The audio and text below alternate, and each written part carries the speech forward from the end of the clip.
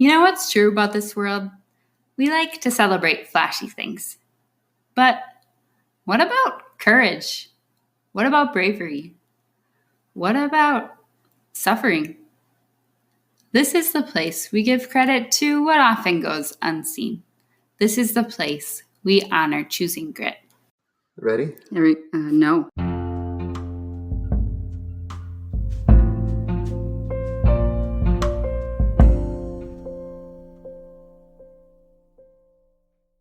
Hey y'all. Thank you to those that have listened to my last episode on intentional community, ladies style. I just last week had a conversation with some married couples, one married couple, one wife representing a married couple, some good people who are striving to practice this concept of intentional community while married. So super pumped to share that with you all. But before doing that, I want to take some time to delve into a little bit of something that came up in each of these conversations, but we did not nearly spend as much time on it as is needed, which is the topic of intentional community while suffering. Hopefully, if you're a regular listener, you've already learned something about growing deeper in relationship and community while suffering yourself, or even better would be how to better do that for other people going through hard things, because that's kind of the point of this podcast in the first place. But let's press in a little. If you did listen to the last episode, which probably you should just go do that now if you haven't yet, because this will all make a lot more sense. But in that episode, I gave kind of a general overview of my experiences of community and how I've gotten to where I am today. So for the sake of this combo today, I'm going to leave out some of those details and hone in on specifically what it's been like for me to walk with community through suffering. Honestly, I've been thinking a lot about this recently anyway, because as of last month, October 6th, this fall, I turned 30. And ironically, the fall that I turned 20 was when I got my first headache and when my entire health changed, crashed, and really my entire life changed. So when I think about the last decade, there are two things that come to mind. First of all, community. And second of all, suffering. Starting with my junior year of college, after a summer off to tend to and attempt to figure out my health, I returned to campus and moved in with a group of women. By the second week of the first semester of that year, I landed myself my first ER visit. And by the fifth, sixth week of that semester, there were multiple classes that I had missed the majority of. One I hadn't even attended in the first place. And after a second visit to the ER, I withdrew from all but one class as I was stuck in the most severe migraine I had ever experienced up until that point, that I had no idea how to handle, what my triggers were, what could help. And for the first time in my life with that, I started having panic attacks and I wasn't sleeping.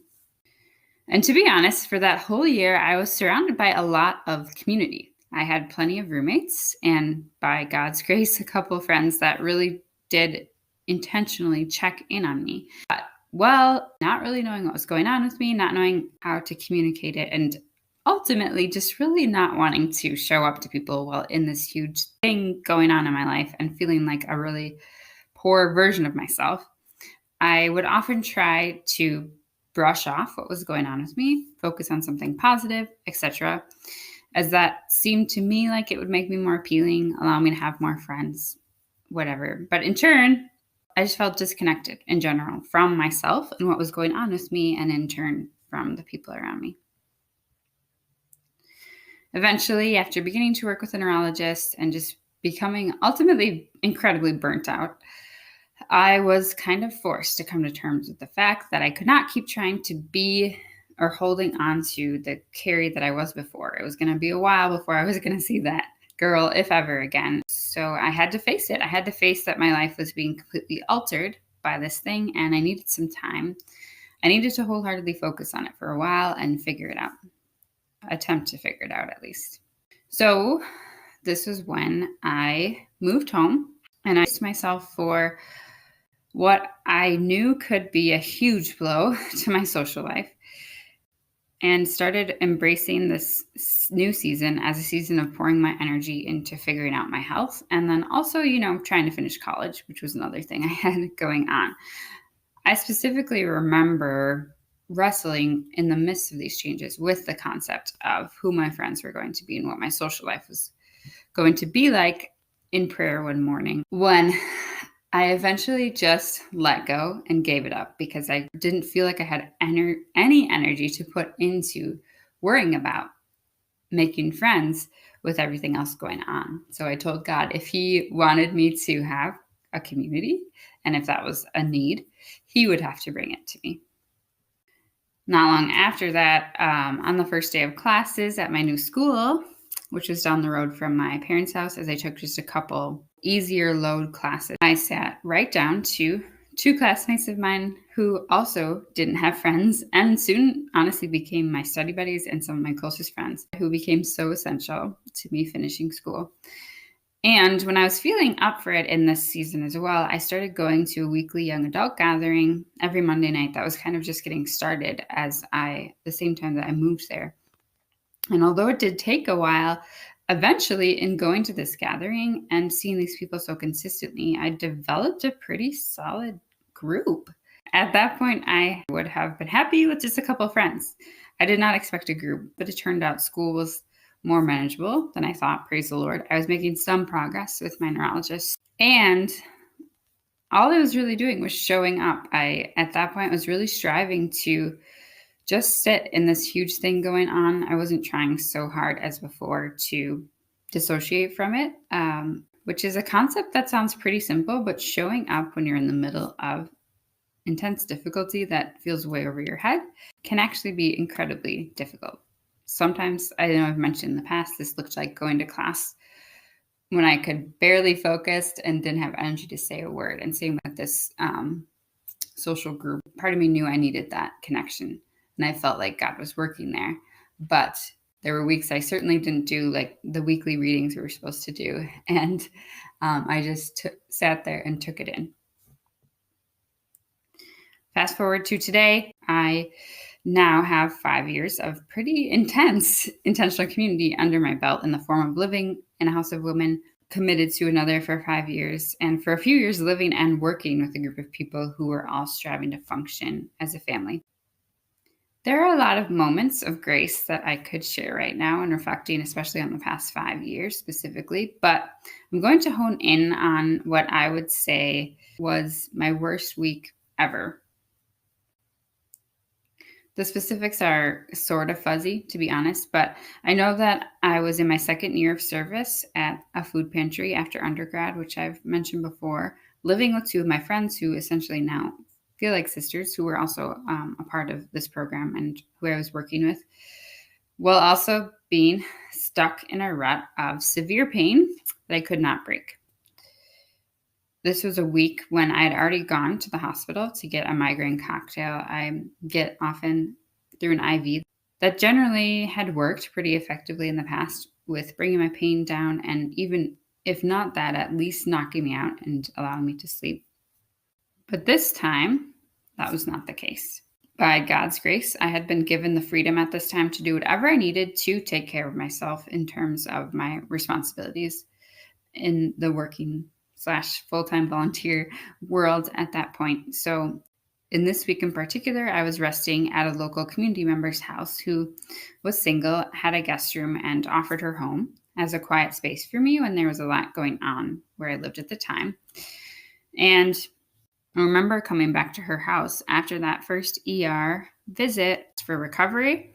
However, when my head hit the pillow that night, I could not sleep.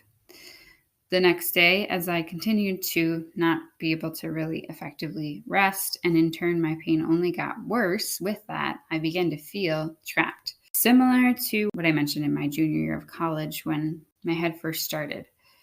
So I called, at that point, the director of the food pantry and my boss at the time, and the only thing I could think of was reaching out and asking him to pray for me. I had been alone by myself that whole day. Everything I had known to help me at that point didn't do anything. With that, my anxiety was rising. And I genuinely don't remember what he said, but it's a moment in my life when I clearly knew I was in need of grace, and I also needed another person to help me access it. Later that night, my 2 roommates at the time came over and asked if it'd be helpful to go for a walk, to take a little break from trying to get myself to sleep.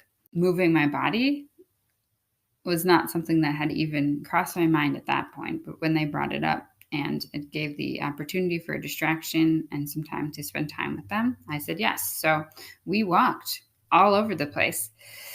And afterwards, we came back to where I was staying, ate something for dinner together, and watched the movie Cool Runnings. I specifically remember this, after which they prayed for me again to sleep before they headed back to their house for the night. I then went to bed, which at this point was in the queen-size bed of the friend I was staying with. She had offered it to me as an upgrade to maybe assist in the ability to sleep. And I had a second night with 0 sleep. The next morning, I called my neurologist and my mom and concluded that despite really not wanting to do so, I needed to go back to the ER. This time around, my neurologist suggested I try a steroid and also magnesium. Obvious go-tos for me now when I'm in a serious rut, but at the time I hadn't tried yet. And praise the Lord, they did make a difference that day. At this point, feeling a break in my pain for the first time in days, and also just incredibly wired and awake from the steroid I got. For some crazy reason, I decided to return to work that afternoon. Not just to catch up on paperwork or emails like a normal person maybe would have done after getting out of the hospital, but to run a meeting. I really missed my coworkers and the rest of the interns I was doing this year of service with. I was sick of resting, and also at the time I was helping build a program that I was really passionate about. So I showed up that day, ran that meeting, and I did leave with a full heart and hopes of falling asleep that night. However, still wired from the steroids, now energized from seeing people, and especially after getting my master's degree, it's clear to me that at that point my brain was completely stuck in hyperactive fight or flight mode. That third night when I went to bed, now having 2 hospital visits under my belt in 1 week, I did not sleep. My mom picked me up the next morning and brought me back to my parents' house, and literally having no idea what else to do, and knowing my pain was already severe, so if this ran the risk of making it worse, I probably wouldn't have been able to tell the difference anyways. So I went for a run, something I hadn't done in years, and sprinted over and over again as hard as I could to try to get out. For one, all this pent-up nervous anxiety that I was carrying, and 2, just to wear myself out. Thanks be to God, when I got home, considering this was the most I had moved my body in years, and also feeling some sort of release from that worked up state I was in, I fell asleep.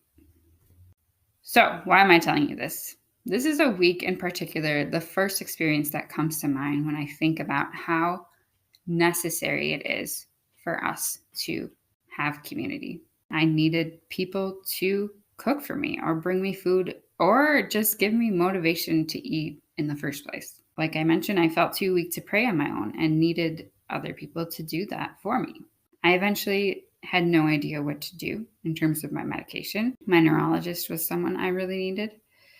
I had no desire to move my body, like I said, or go for a walk on my own without these friends showing up.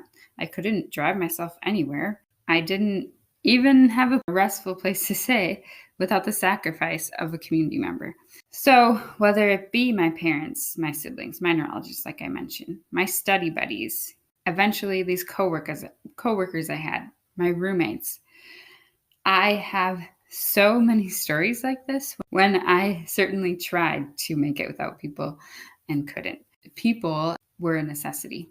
So I am kind of going to leave it at that today. Just 2 stories about one, learning how to do this community thing while going through a lot, and then another about some real tangible ways that has looked like while in a really rough place. I could tell so many more stories of ways I've even just felt maybe emotionally exhausted or overwhelmed when having dinner with a roommate or coffee with a friend gives my emotional health a complete 180 when I can return to facing similar, really hard circumstances. And for whatever reason, after that, I feel like I'm doing okay. Connection has the ability to bring us a genuine joy in the midst of crazy suffering sometimes. I do want to end by saying reaching out to people and being in community while really not in a good place, whether it be physical suffering or some other form of turmoil, major burden that we're experiencing, often does not feel natural. I will tell you, 10 years ago, it was the last thing I wanted to do. Praise God, today, it's one of the first things I think of, but still, it takes grit.